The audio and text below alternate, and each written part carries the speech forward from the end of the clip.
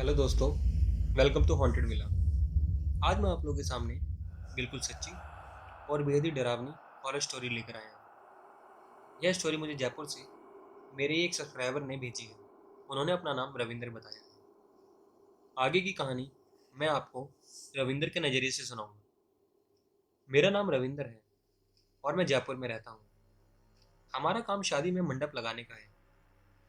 दुकान पर ज़्यादातर काम हमारे नौकर चाकर ही करते हैं और शादी में भी मंडप लगाने वही जाते हैं। पूरा दिन दुकान पर टाइम निकलता ही नहीं है, तो कई बार बाइक लेके घूमने निकल जाता हूँ। वैसे मेरे पापा ठंडे दिमाग के हैं, पर मैं काम में ध्यान ना दूं तो इतनी खड़ी खोटी सुनाते हैं कि मेरे कान के सारे कीड़े ही मर जाते हैं। इसलिए अधिक समय मुझे दुकान पर ही बिताना पड़ता है। दुकान पर मैंने टीवी भी लगवा रखा है। ज़्यादातर मैं उस पर डिस्कवरी चैनल देखता हूँ। बियर ग्रिल्स का शो, मैन वर्सेस वाइल्ड, मेरा फेवरेट है। और उसी के चक्कर में एक बार मैंने रोमांचक सफ़र का प्लान बना लिया था, जो कि मेरी सबसे बड़ी गलती थी, क्योंकि उस रेगिस्तान में मेरा सामना प्रेत से हुआ था। उस भिड़ंत में मैं और मुन्ना मरते मरते बचे थे। मुन्ना मेरा दोस्त। मैंने और मुन्ना ने एक रात रेगिस्तान में बेरगिल्स के स्टाइल में कैंपिंग करने का फैसला किया और अपने रोमांचक सफर पर निकल गए। लेकिन जाते हुए हमने कुछ खाने पीने के, चक्कू और थोड़ा पानी भी साथ में ले लिया था। एक वीराना रेतीली जगह चुनकर हमने अपना टेंट वहां लगा दी। अंधेरा हो चला था और ठंड भी काफी हो गई थी, तो हमने वहां आग भी जला ली। खाना खाकर जैसे ही सोने लगे तो रेत के पास ही किसी के मौजूद होने की आहट सी आई।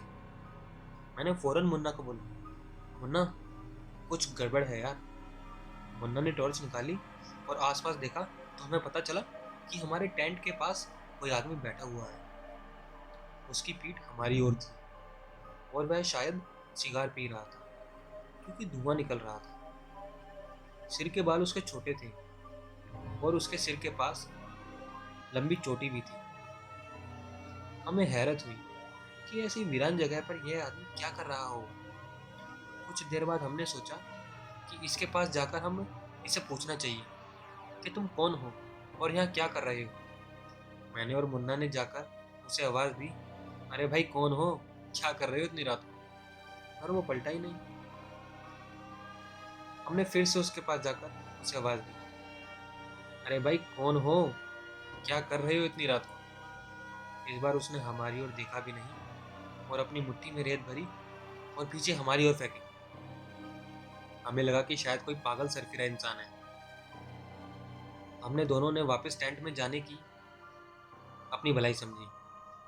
कुछ देर हुई तो वह रहस्यमय इंसान बैठे बैठे ही हमारी ओर सरकने लगा। अब भी उसकी पीठ हमें दिख रही थी।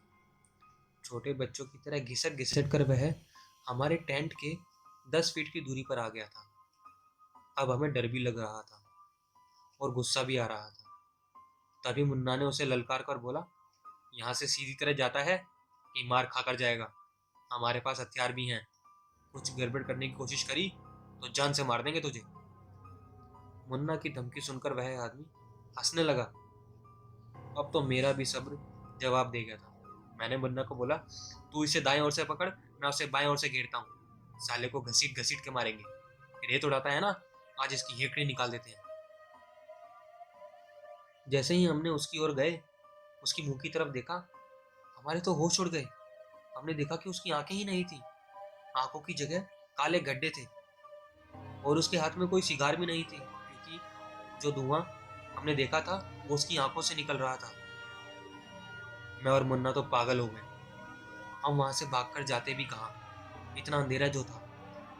हम दौड़कर अपने टेंट में घुस गए और एक दूसरे को कस के पकड़ लिया। अचानक वह चोटी वाला प्रेत खड़ा हो गया और हमारी ओर मुड़ा। हमें तो लगा आज जान से ही जाएंगे। मेरे तो रोंगटे भी खड़े हो गए थे और मुन्ना तो उसकी तरफ देख भी नहीं रहा था। टेंट के सामने आग के परे वह बिना आंखों वाला खतरनाक प्रेत रुक गया और कुछ इशारा करने लगा। शायद उसे कुछ चाहिए था। मैंने गौर किया तो मुझे समझ आया कि टेंट में पड़ी चादर चाहिए थी उसे। मैंने फौरन उसकी ओर चादर फेंकी और तकिया भी फेंक दिया। उसने फटाक से चादर ओढ़ ली और तकिया वापस मेरी ओर फेंक दिया। कुछ देर वह हमारे आसपास ही घूमता रहा और फिर न जाने क्या हुआ कि वह दौड़ता हुआ अंधेरे में गुम हो गया। हम दोनों दोस्त मौत के खौफ से पूरी रात जागते रहे और डर के मारे कांपते भी रहे। फिर सुबह हम घर लौट आए। उस दिन के बाद माँ कसम डिस्कवरी चैनल देखना ही छोड़ दिया था। हमें पता नहीं कि वह प्रेत क्यों हमारी चादर मांग के गया, उसकी आंखें क्यों नहीं थी और उसने हमें जिंदा क्यों छोड़ दिया। कई लोग तो हमारी बातों का विश्वास नहीं करते, पर मुझे और मुन्ना को ही मालूम है कि उस रात उस दरिंदे प्रेत ने हमारे कितना डरा दिया था। तो दोस्तों, अगर आप लोगों को ये स्टोरी पसंद आई तो प्लीज़ मेरे चैनल को सब्सक्राइब कर लेना, लाइक कर देना वीडियो को, क्योंकि ऐसे ही मैं आपके सामने आगे चल के हॉरर स्टोरी लाता रहूँगा। Thank you.